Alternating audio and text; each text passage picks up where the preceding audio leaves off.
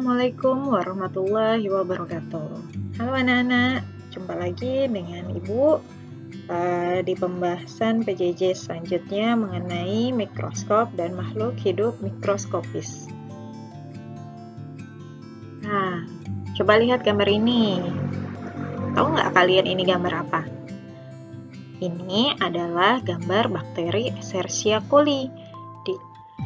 Bakteri Escherichia coli ini ukurannya sangat kecil, jadi untuk mengetahui bentuknya seperti apa, digunakanlah mikroskop elektron.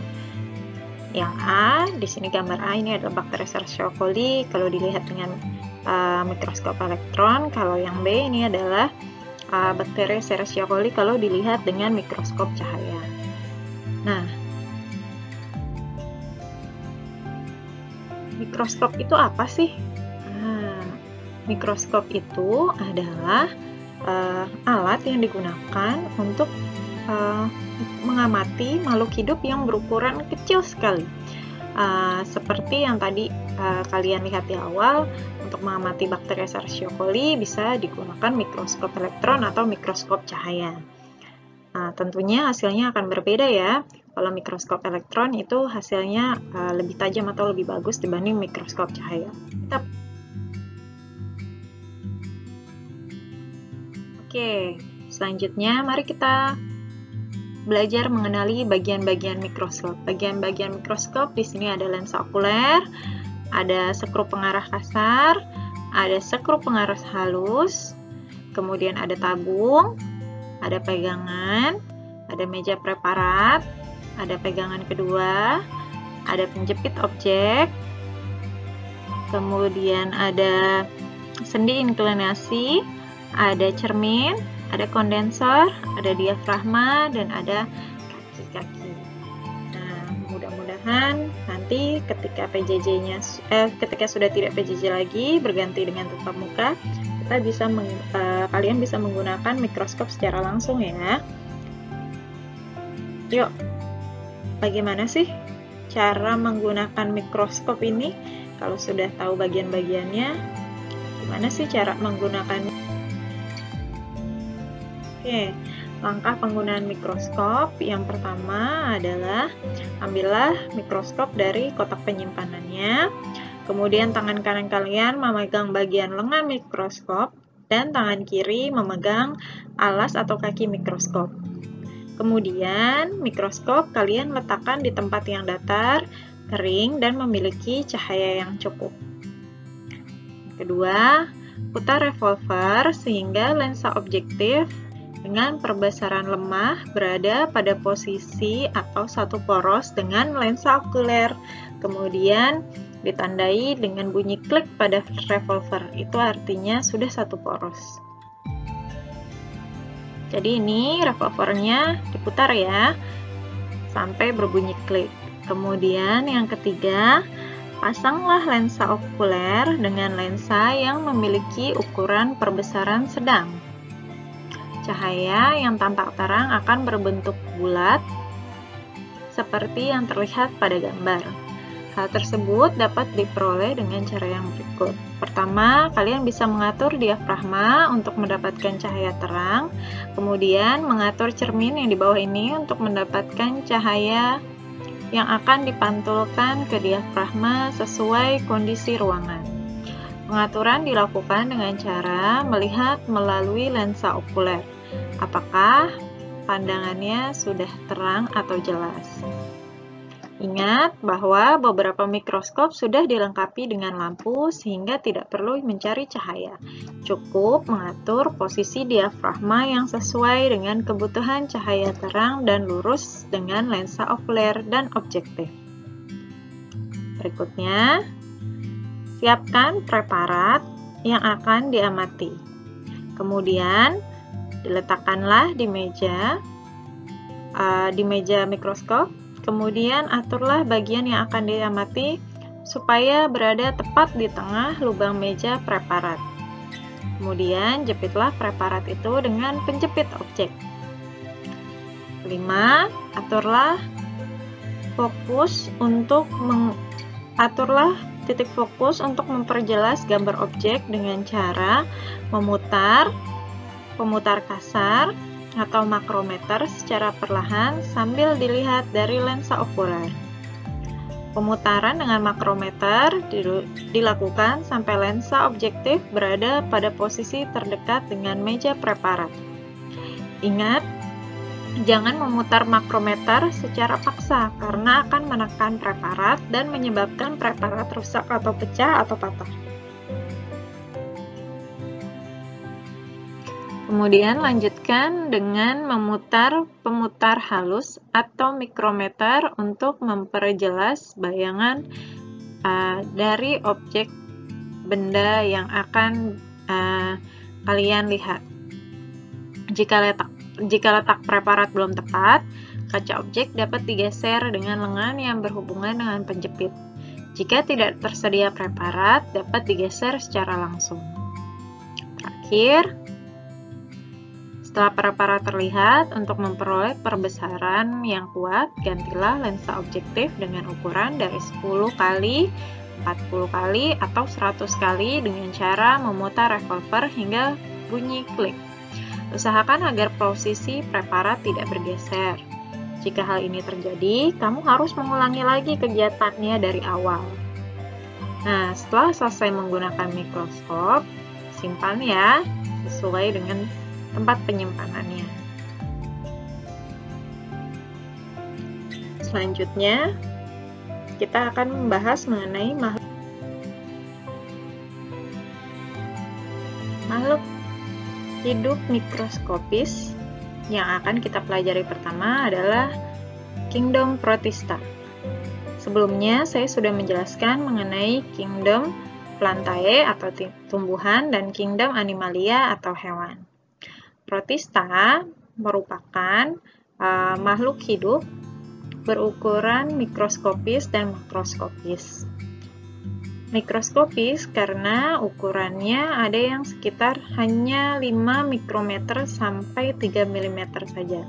Kecil sekali ya, oleh karena itu dia biasanya memerlukan mikroskop untuk mengamati makhluk atau jenis makhluk hidup yang tergolong ke dalam kingdom atau kerajaan Protista. Ciri-ciri Protista, ciri-ciri makhluk hidup yang tergolong ke dalam kingdom Protista yang pertama umumnya merupakan makhluk uniseluler, yaitu makhluk yang tersusun atas satu sel saja. Tetapi ada juga yang multiseluler atau terdiri dari banyak sel. Dalam penelitian, Kingdom Protista yang bersel banyak atau multiseluler akan hidup secara berkelompok atau membentuk koloni.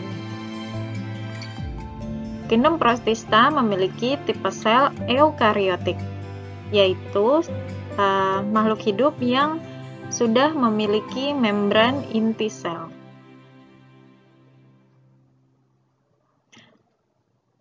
Ciri berikutnya adalah hidup bebas atau simbiosis. Kingdom Protista dapat hidup bebas dengan cara menguntungkan satu sama lain atau bisa juga dapat bersifat parasit bagi organisme lainnya.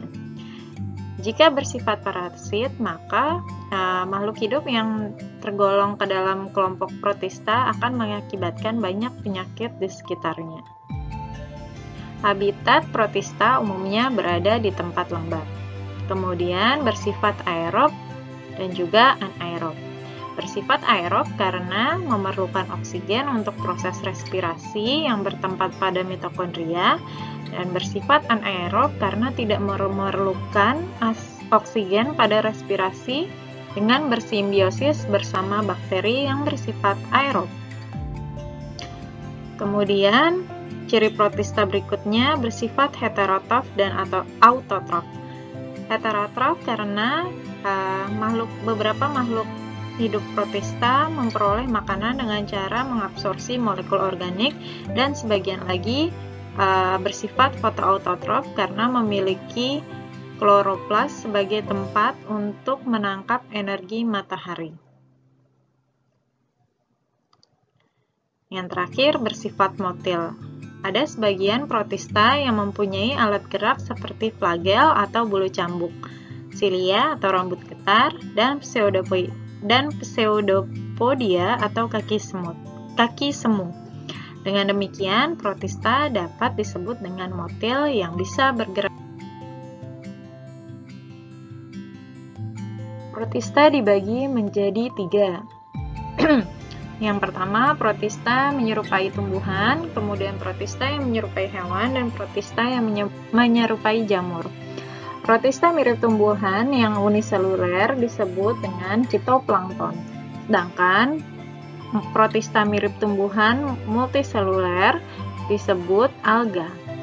Sama seperti namanya, protista mirip tumbuhan, baik alga maupun fitoplankton mampu melakukan fotosintesis. Fitoplankton memiliki peranan penting dalam memberikan oksigen ke atmosfer melalui proses fotosintesis yang dilakukan.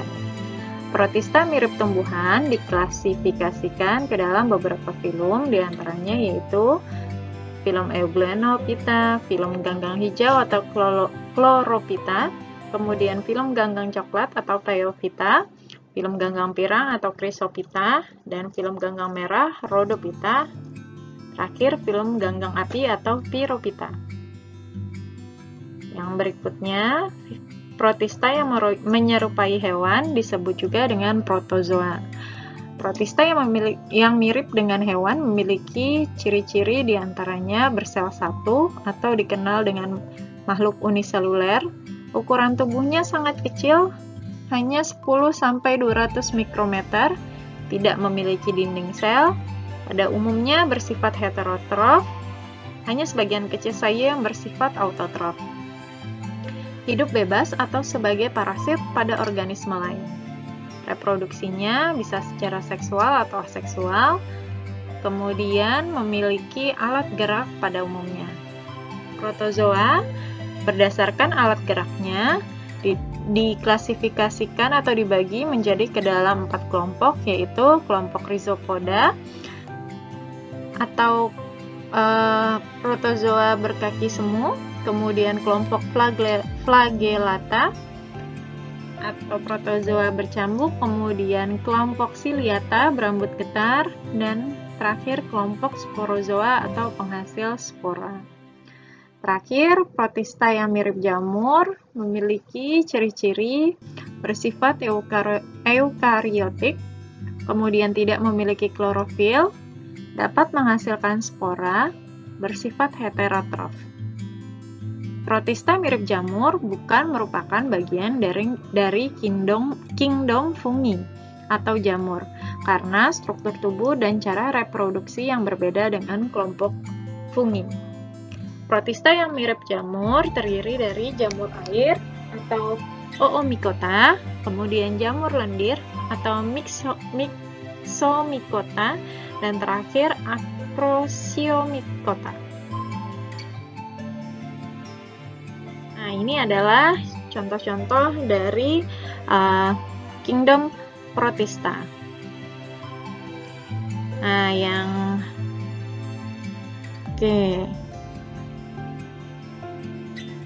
atas ini Amoeba, Euglena, Paramecium, ini adalah contoh-contoh dari protista. Kemudian ini adalah yang tadi protista mirip tumbuhan, ganggang, ya, ada ganggang merah, ganggang hijau, kemudian ini ada ganggang coklat. Paham ya contoh-contohnya? Oke, selanjutnya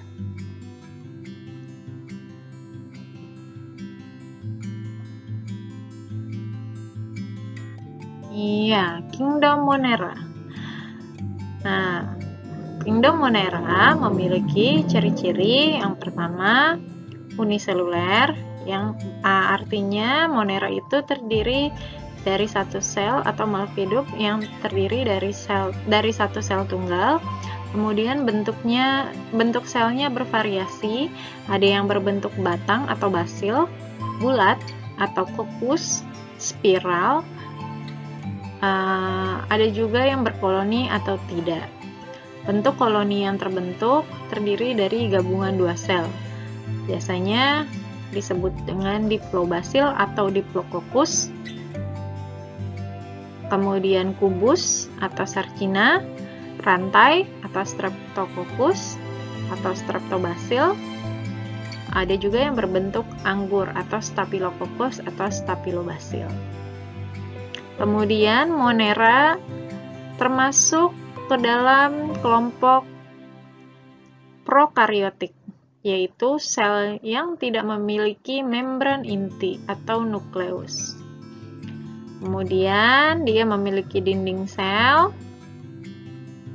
Terakhir, tidak memiliki organel bermembran. Kenapa tidak memiliki organel bermembran? Karena dia tidak punya membran inti. Monera mampu berkembang biak dengan membelah diri. Contoh kelompok Monera ialah bakteri dan alga biru. Nah, ini adalah contoh bakteri.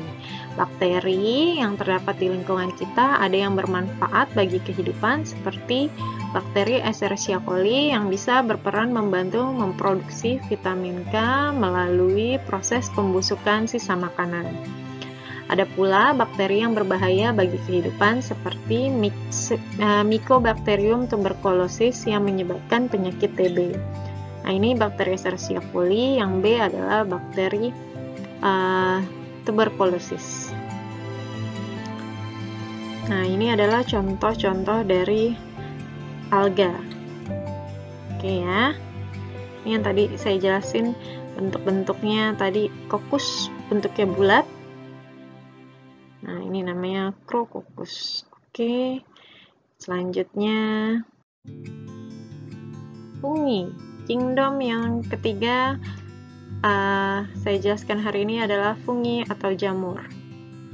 Nah, siapa yang suka makan jamur? Iya, ada macam-macam ya jamur. Ada jamur kuping, ada jamur kancing. Ya, jamur itu merupakan kelompok makhluk hidup yang memperoleh makanan dengan cara menguraikan bahan organik makhluk hidup yang sudah mati dan tumbuhan yang ditempelinya. Nah, ini adalah ciri-ciri fungi atau jamur. Yang pertama, jamur tidak berklorofil, kemudian memiliki spora, tidak punya akar, batang, dan daun. Hidupnya di tempat lembab. Kemudian jamur bersifat saprofit, yaitu organisme yang hidup dan makan dari bahan organik yang sudah mati atau yang sudah busuk. Dan juga jamur itu parasit, atau organisme yang hidup dan mengisap makanan dari organisme lain yang ditempelinya. Tubuh jamur terdiri atas benang-benang halus yang disebut hifa.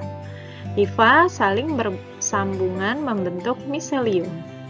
Jamur berkembang biak dengan spora yang dihasilkan oleh sporangium.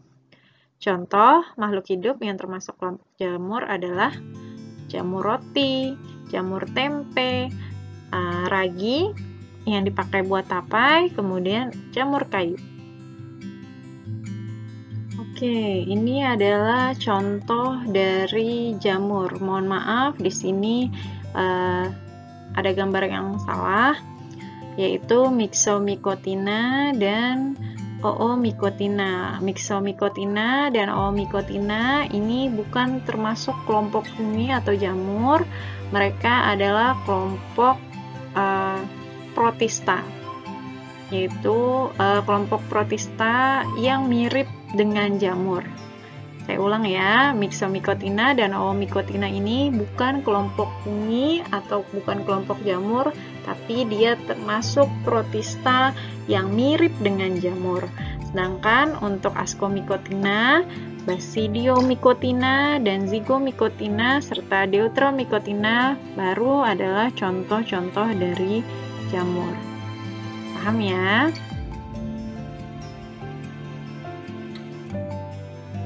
Sekian penjelasan dari saya untuk PJJ hari ini mengenai mikroskop dan makhluk hidup mikroskopis. Semoga penjelasan saya tadi bisa bermanfaat untuk kalian. Jangan lupa dikerjakan tugasnya Lebih dan kurangnya mohon maaf. Wabillahi taufiq wal hidayah. Wassalamualaikum warahmatullahi wabarakatuh.